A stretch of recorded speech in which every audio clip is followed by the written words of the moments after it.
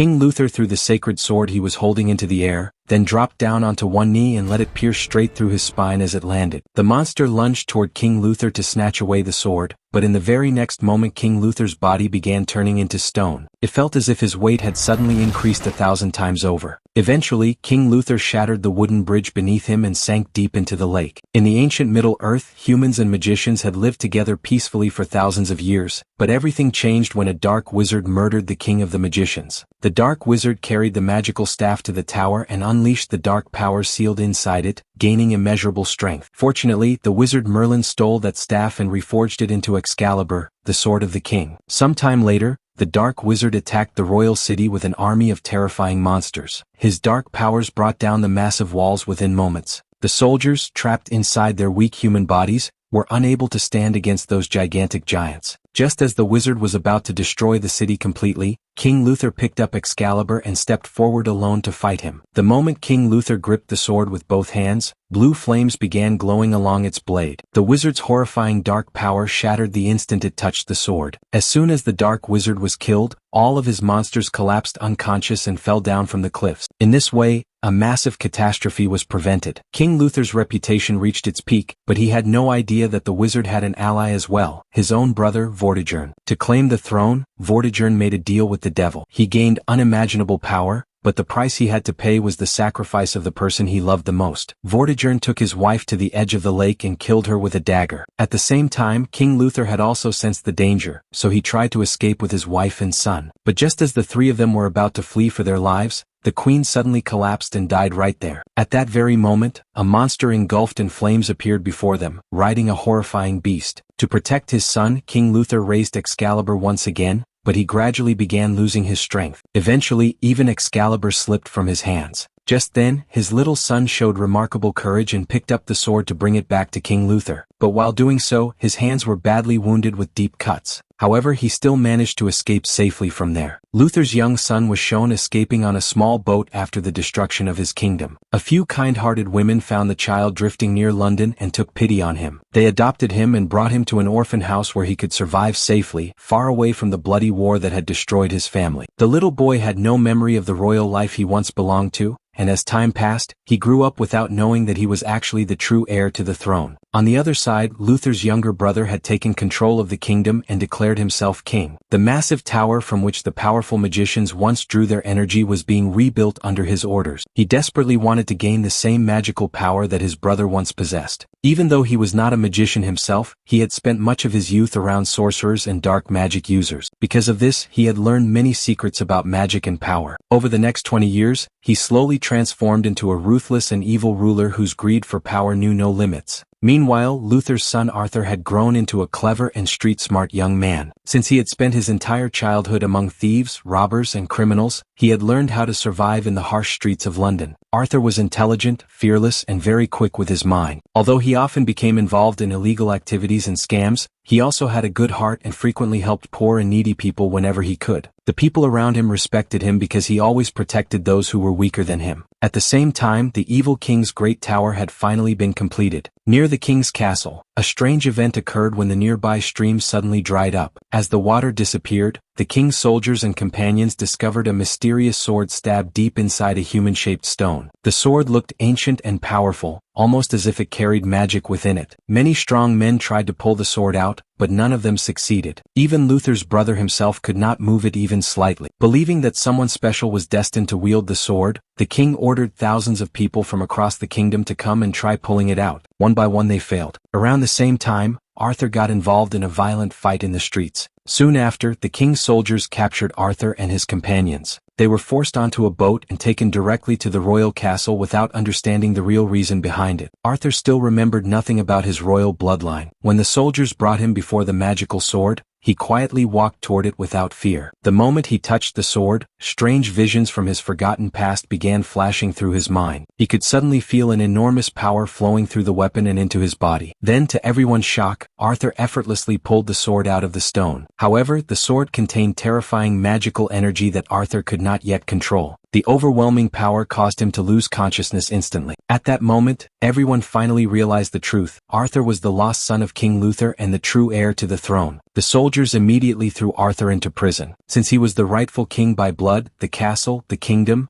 and its people all truly belonged to him. The magical sword he had pulled from the stone was proof of his identity and destiny. News of Arthur's return spread rapidly across the land, and the people became filled with hope and excitement. Many of them hated Luther's cruel brother and believed that the Real King had finally returned to save them. Soon after, a mysterious woman appeared who was revealed to be a powerful mage. Meanwhile, Luther's evil brother visited Arthur inside the prison cell. He planned to humiliate Arthur in front of the entire kingdom. The king warned Arthur that if he tried to claim the throne or use the sword's power, all of his friends and companions would be executed. He ordered Arthur to stand before the public and admit that he was unfit to become king and unable to control the magical sword. A huge crowd gathered to witness the event. The people were excited and hopeful to finally see their true king. Arthur was ordered to lift the sword and demonstrate its power before everyone, but because he feared for the lives of his friends, he refused to fight back or reveal his abilities. Enraged by Arthur's silence, Luther's brother commanded his soldiers to execute him immediately. Just then, the mysterious mage suddenly appeared and unleashed her incredible magic. Using her powers, she controlled the surrounding animals and turned them against the king's army. Chaos erupted everywhere as the animals attacked the soldiers. During the confusion, Arthur's companions managed to free him from captivity. Arthur grabbed the magical sword,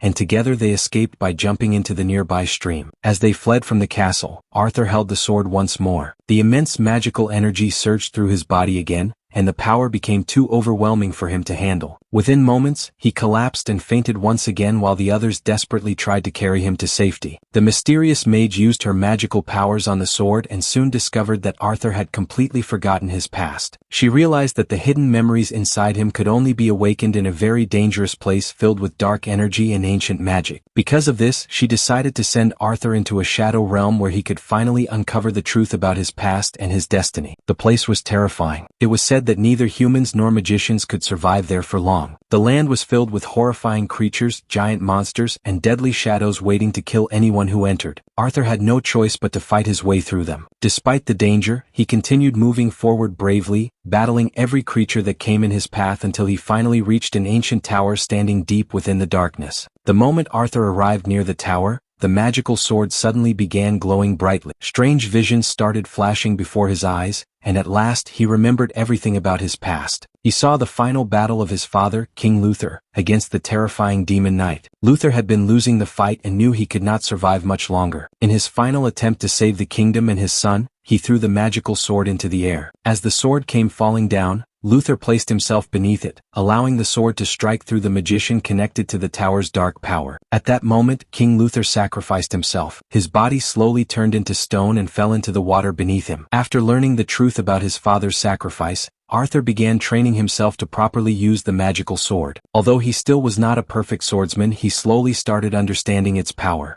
Later, Arthur and his companions met another powerful family in Britain. They possessed a huge army, countless weapons, and great influence across the land. Arthur cleverly convinced them that he was finally ready to become king and fight for the kingdom. After hearing the truth, they accepted Arthur as the rightful ruler and joined his cause. Their new mission was to stop the tower from being completed. Some of Arthur's companions secretly boarded ships carrying the tower's construction materials. They destroyed the supplies and blocked the transportation routes. Soon after, they attacked the city and set Luther's brother's castle on fire. Arthur then created a plan to assassinate his uncle. However, Luther's brother had already predicted Arthur's attack. Knowing Arthur would come for him, he sent another man who looked similar to him onto the ship as bait. During the chaos, one of Arthur's allies prepared to fire an arrow at the fake target. Arthur tried to stop him after realizing it was a trap, but the arrow had already been released. Instead of hitting Luther's brother, it killed his special commander. Panic spread everywhere. People began running in every direction while guards chased Arthur and brutally attacked the mage. Seeing this,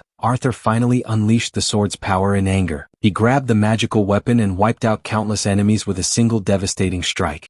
However, the battle came with a heavy price. Luther's brother captured one of Arthur's closest companions and killed him directly in front of Arthur. Heartbroken and filled with grief, Arthur took his remaining companions to safety on a boat. The death of his friend shattered him emotionally, and in frustration and sorrow, he threw the magical sword into the water. Suddenly, the Lady of the Lake appeared from beneath the water. She was a mystical fairy-like being who protected the sword. Holding the weapon in one hand, she grabbed Arthur and pulled him beneath the water. There she showed him terrifying visions of the future. Arthur saw that if he failed to kill Luther's brother, the world would fall into darkness and destruction. Entire kingdoms would burn, and countless innocent people would die because of the sword's unchecked power. The Lady of the Lake told Arthur that he needed to trust both the mage and the sword itself. After warning him about the future, she returned the magical sword to him. Arthur awoke from the vision and soon encountered a group of men who informed him that many people throughout the kingdom now supported him. They wanted Arthur to become their true king. However, they also brought terrible news. The enemy army had captured Arthur's companions. A commander warned Arthur that although they still had him and the mage alive, the captives would all be executed if Arthur refused to surrender. After thinking carefully, Arthur decided to send the sword back to his uncle as a sign that he would surrender in a few days. Luther's brother became overconfident after receiving the sword.